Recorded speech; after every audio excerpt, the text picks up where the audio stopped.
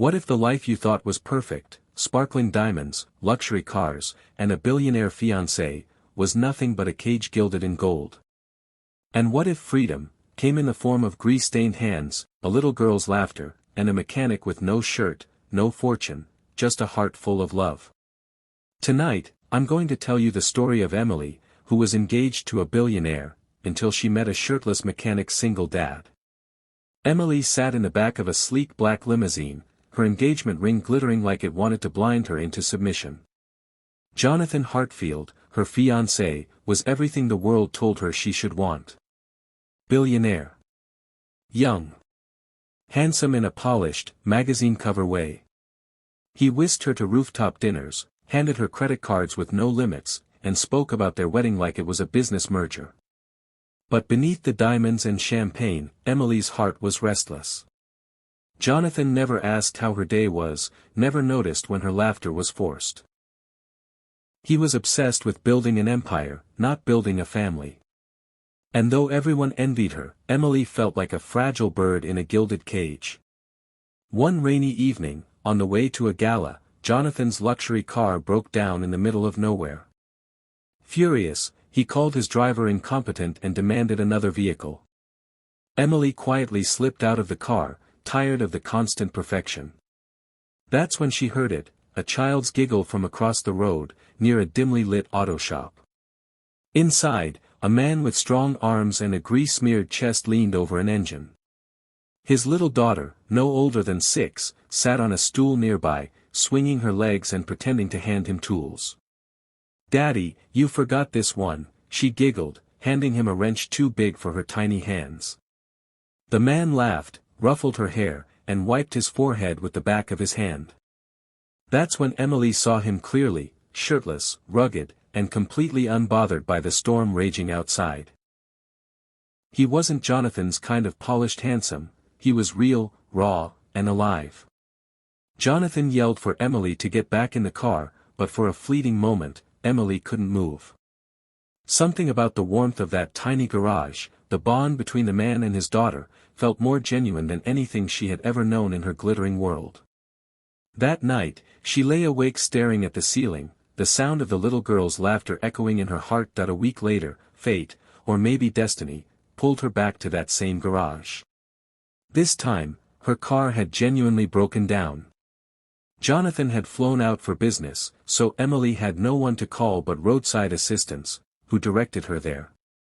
The garage door creaked open, and there he was again, the mechanic. Shirtless. Smudged with grease. His eyes widened in recognition. "You again?" he asked with a teasing grin. Didn't think the billionaire's fiancée drove herself anywhere. Emily blushed, embarrassed but strangely thrilled. "Well, I do sometimes." His daughter ran out, clutching a crayon drawing. "Hi. You're the pretty lady from the rain," she chirped. Emily bent down, smiling, and accepted the picture. For the first time in years, someone's kindness felt pure. Over the next hour, while he fixed her car, they talked. His name was Jake, and his daughter, Lily, was the light of his life. His wife had passed away years ago, leaving him to raise Lily alone. He worked long hours, but he always made sure Lily never felt alone. Emily listened, her heart swelling with something she hadn't felt in years, admiration. Jonathan had wealth, but Jake had soul. One evening, unable to resist, she returned, not because of car trouble, but because she wanted to see them again. She brought Lily storybooks, and Jake teased her about ruining his daughter with princess fantasies.